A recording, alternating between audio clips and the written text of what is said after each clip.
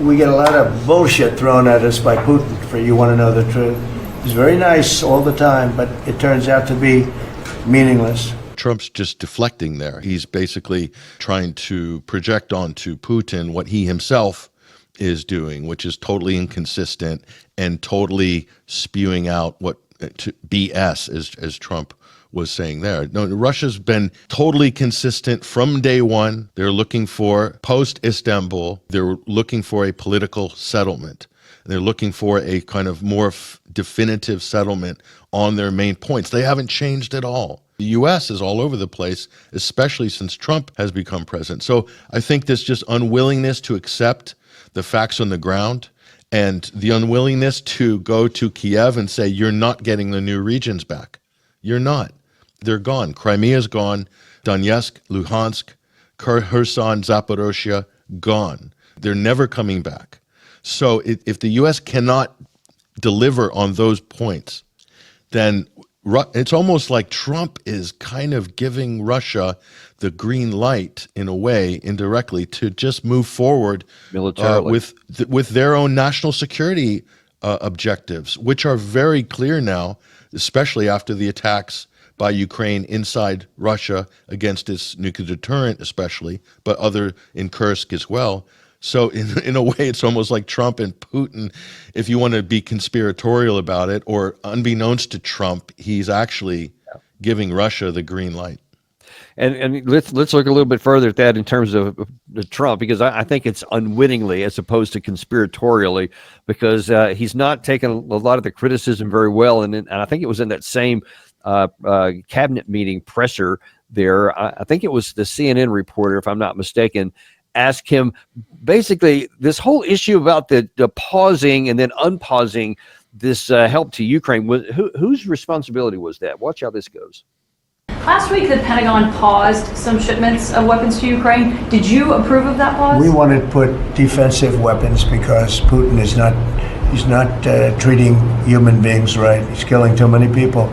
So we're sending some defensive weapons to Ukraine, and I've approved that. So who ordered the pause last week? I don't know. What did you tell me? I think that's a question for the Go ahead. Mr. President, on immigration. So yeah, he's just not going to answer that, because either the answer was Hegseth did it on his own and didn't talk to me, or I did it and then I undid it. Either way, it's not going to look good. So, but that, to me, that was just a really bizarre response. Who do you tell me? Yeah, and by the way, I'm loath to say this, but Caitlin Collins from CNN has been asking very good questions, doing actual journalism, which to me for CNN is shocking. But anyway, we'll put that aside. So he's not letting go of this trope. Putin's killing too many people. Russia is meticulous about civilian casualties. So we're talking about combatants here. But Trump is characterizing it as if it's the population. So it's very clear, where the deaths and the casualties are on both sides of this. And so he is still kind of playing that narrative. But the other one that was really disturbing was, and I don't know if you have a clip of this or not, Danny, but the statement of John Ratcliffe, the CIA director, alluding to Russia using chemical weapons, or alluding to having I hadn't even seen that. Yeah, this is just in the last 24 hours, I think. But it's a little bit disturbing that they would want to pull the chemical weapons card. I mean, that is the last card of desperation, if indeed they're planning to pull that card with Russia. I mean, in terms of trying to win the public narrative of, a just war. That's clearly what that's designed to do. That sounds like either 2003 or many times against Syria. We always pull that out to justify things. So that's curious. When in fact there's evidence of Ukraine using chemical weapons, and that's very well documented, and also or trying to use chemical weapons on the battlefield, and that's also been very well documented, at least on the Russian side. Danny, we happen to have that clip right now. If you'd like to play it. Oh yeah, go ahead. The Ukrainians have asked the international court to go after Russia for using toxic chemicals inside Germany and Germany and the Netherlands have had intelligence saying that What does U.S. intelligence believe and what do you believe about the use of chemical weapons? And would you agree that that's a case for the court? Well, ask John maybe to discuss it if you'd like, John. Well, Mr. President, obviously chemical weapons, if it's documented and its use, it's illegal. It's against all international laws of armed conflict and treaties. And obviously I can't share in this room with this audience the intelligence that I can share with you privately, but obviously you're not going to stand or allow for any violations of international law by anyone. That's right. Thank you. Oh man, do I need to say what? Go We're ahead, not gonna- say it, Danny. Wow. So I guess a lot of things in Israel are just about to come to a halt if we're not going to allow any international violations of. Yikes! Of Yeah, international. and the other thing that happened, I don't know if you could hear, we could barely hear, but Trump leans over to Hegseth saying, "Do you know anything about this?" Is that what he? I was going to say the body language looked like that's what he said, but I couldn't hear. Is that what he actually said? Yes. Do you know anything about this? Oh my God! I'm Yeah. sorry. Replay that if you would. Yeah. Yeah, it'll take me a minute to loop it up again. Give me a second. Yeah. This is look that it's up, but, extraordinary. So they're passing the buck between them. You can see trying to do this on the fly, and and it's always with this show of force of I've got my AG there, I've got my defense secretary, I've got my secretary of state there. They're all there to kind of buttress Trump. I don't remember always having these conversations with full paneled cabinet. In the past administrations, Daniel, there was always some compartmentalization in terms of dealing with foreign policy, domestic policy. But with Trump, he likes this kind of The Apprentice kind of look, of having everybody, everyone impaneled there, and then discussions are done on the fly by committee, as we just saw. I mean, it's just unbelievable. Yeah. All right, let's listen real carefully here. Go after Russia for using toxic chemicals in the fight. Germany and Dutch Germany and the Netherlands have intelligence saying that. What does U.S. intelligence believe and what do you believe about the use of chemical weapons? And would you agree that that's a case for the court? Well, ask John maybe to discuss it if you'd like, John. Okay. Mr. It's like Hegseth went, what is he talking about? Obviously, chemical weapons, if Oh, it's heck, documented and its use, it's illegal. It's against all international. Anyway, yeah, that's good enough. Let's laws just of come armed back out of there. conflict and He'll just treaties, repeat that and- same thing there. But that has so many Syrian vibes and then so many desert weapons of mass destruction vibes from 2003. That can't be any good, but we'll keep monitoring that. We'll see if anything comes from it.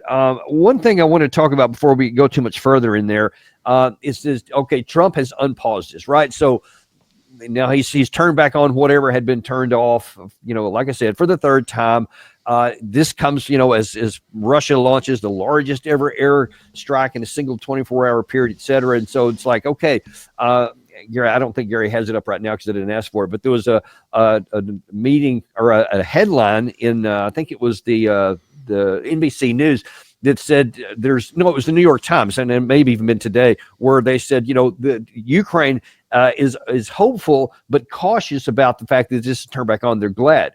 Well, then it turns out, I think from Axios this morning, that when you look at what's actually in the package here, you see that there's, Gary, if you can toss that headline up, the one from Axios, that there's a whopping, I think there's 10 interceptors in the initial package that's being sent out there. So I don't know what else is included in that, but yikes, that's not very many we're talking about here. So even if it was, let's say 100, what is 100 more air interceptors going to do when you have this kind of barrage on an every other night basis? That's 15 minutes worth of air cover for maybe some small corner of Kiev or something. I mean, it's pretty obvious what's happened here, Danny, is that Israel has depleted a lot of these stocks because of, and that's an unprovoked war of aggression by Israel against Iran, which started a chain of events that lasted 12 days,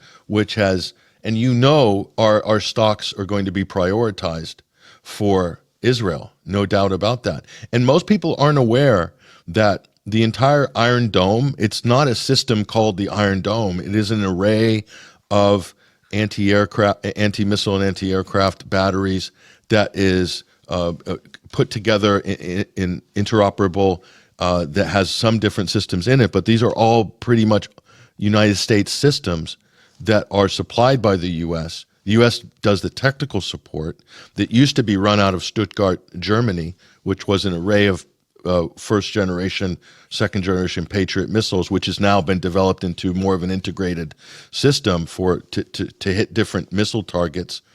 But it's a U.S. system. The whole of it is a U.S. system, and we even have people on the ground, who are responsible for maintaining and also for training and all sorts of things like this. So it's the number one priority. Ukraine is second. It's a distant second if Israel is under threat. It's a distant second. Yeah. And I think Russia senses this, but that's why they're putting the pressure on right now with Ukraine. It's a smart thing to do from a military point of view. Yeah. And you're taking advantage of the fact that the U.S. is overextended right now. Yeah, and we're going to just keep on overextending. But apparently the Germans, or as you saw in that Axios piece there, they said, hey, y'all should give them some more Patriots. In fact, maybe we'll give some too. And in fact, the German Chancellor Merz, the new Chancellor of Germany, seems to be intent on trying to say, oh, yeah, well, whatever France and Britain can do, we can do even better. It's like he's wanting to try and bow up a little bit, which is not playing well in some of the German public. In fact, one of the German parliamentarians, Alternative for Deutschland, took the chancellor to task. New rules and regulations are constantly being added. Why didn't the government actually start with this before launching the debt torpedo? Instead, Friedrich Merz travels through world history and devotes himself to the favorite project of all other parties, giving away billions of euros in tax money abroad and to the EU. The icing on the cake is that the Chancellor wants to use the new megadebt to buy weapons worth $42.3 billion for Ukraine, while the promised tax cut for citizens in this country will not come after all. This is an absolute impertinence towards the working middle classes in this country. It is an indictment that you have broken your word again here. What's more, it is a fatal signal that the seriousness of the situation in Germany and the signs of the times have still not been recognized.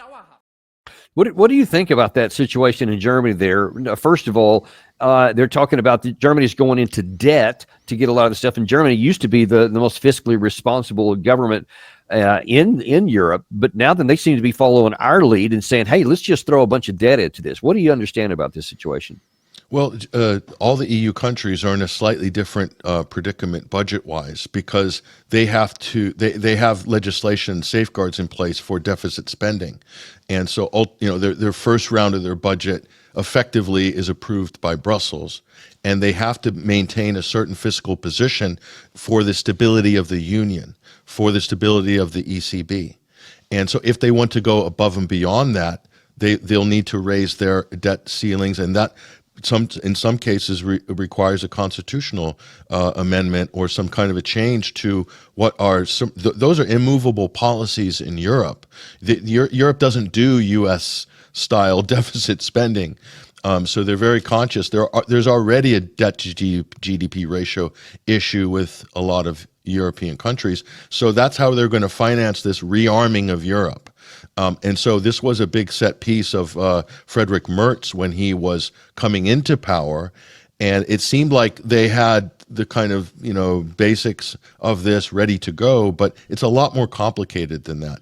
So what they're asking, and what they're asking their people is, we're going to impose austerity measures in order to pay for defense, basically, and the 5% NATO GDP commitment that absolutely requires either austerity, IMF-style cutting of social programs or other things, or entitlements and things like that, unfunded liabilities, and then instead of basically doing what they did before, which was practice fiscal responsibility. So they were having the U.S. provide the bulk of NATO power in Europe, that worked really well. This transition is going to be very hard and painful. They're having trouble selling it. So Merz, it kind of wrote in on this agenda at the beginning, but now you can see German parliament, you see the opposition popping up. And they even had questions today about the illegality of the U.S. Israeli strikes on Iran in German parliament this week. So the opposition is there because I think for Germans, you're going to, it was a popular position to support Ukraine before. But when it comes to the crunch financially and what that's going to mean for Germany, Germany has to be fiscally responsible. If they're not, then they are basically the engine, the economic engine that drives Europe. And if there's a crisis in the South, they've proven that they, through their financial might, can bail out the Southern European states as they did after the financial crisis of 2008. Right. So if you take that away from Germany, that's already suffering from having to pay over the odds for U.S. imported LNG because of the destruction of the Nord Stream pipeline and sanctions, not being allowed to buy fuel from Russia, oil and gas, it makes things even more difficult. German industry is offshoring. Their expertise, their engineers, they're suffering a bit of a upper management brain drain as well in that country as a result of the flight of German industry because of economic pressures. So I think it's taken time for the penny to drop in Germany, but you're going to see more opposition. The question is, how's that going to be dealt with internally, and how's the press going to be managing that narrative? Because clearly the press is very pro-U.S. Ultimately. But could the pressure be such in Europe that the sums just don't add up? And they're also facing political challenges they just had a near miss with the AfD, and that issue's not going away. That party is going to increase probably in popularity as a result of these types of policies. Well, yeah, and especially if the economic pain on the Germans themselves continues to escalate, and as a result of funneling off all this money to Ukraine, that's only going to make the AfD more popular, I would think. Yeah, not only that, they've gone off the whole Ukrainian refugee virtue signaling. That's past its sell-by date in Poland as well as in Germany. So the longer this drags on, it's just begging for some kind of an end state. And the end state for Merz and for the Eurohawks and for Mark Rutte, the new Secretary General of NATO, is obviously selling a war, selling a military buildup in Europe. But, leadership can certainly do that. And when they're on those big platforms with Macron, Trump, Merz, and Starmer, and some other European leaders and Rutte, it might seem like the right thing to do to show solidarity and to provide a united front against the Russian aggressor. But when you go back to your own countries and you have to deal with your own internal political situation, and your sums have to add up in terms of budget and delivery of services to the public, it's a different conversation altogether. So I think it's just going to become increasingly more unpopular as it becomes known that Ukraine cannot win. So it's always to prevent Russia from winning. That psychologically, this is the big hang-up for the Europeans. Russia can't be seen to win, but there must be a way. The U.S. could provide this, which is a way to make it seem like Russia didn't win, but Ukraine didn't lose, and somehow negotiate something in the middle. And I think Europe can live with that, but maybe the Ukrainians, the current regime, can't. But the other option is basically more of the same, which I just see the whole thing getting worse for Europe and Ukraine.